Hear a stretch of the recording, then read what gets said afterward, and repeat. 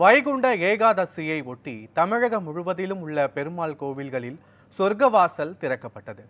108 வைணவ திருத்தலங்களில் ஒன்றான மேலூர் அழகர் கோவிலில் சொர்க்கவாசல் திறக்கப்பட்டது.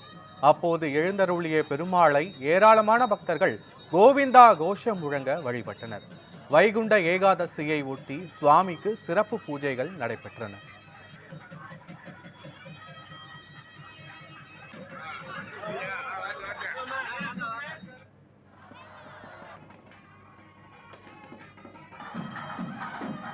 திருவண்ணாமலை மாவட்டம் செங்கம் பகுதியில் உள்ள வேணுகோபால பார்த்தசாரதி பெருமாள் கோவிலில் சொர்க்கவாசல் திறக்கப்பட்டது.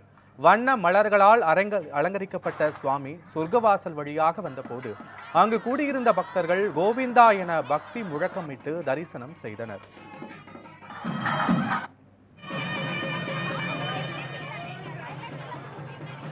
திண்டுக்கல் மாவட்டம் பழனியில் உள்ள லட்சுமி நாராயண பெருமாள் கோவிலில் வைகுண்ட ஏகாதசியை ஒட்டி சொர்க்கவாசல் திறக்கப்பட்டது.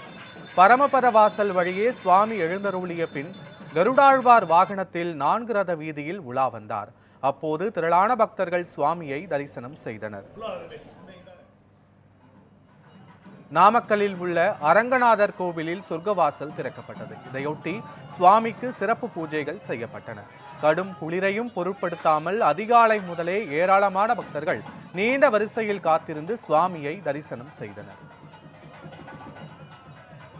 வைகுண்ட ஏகாதசியை ஒட்டி கோவை மாவட்டம் காரமடையில் உள்ள பழமை வாய்ந்த அரங்கநாதர் கோவிலில் சொர்க்கவாசல் திறக்கப்பட்டது.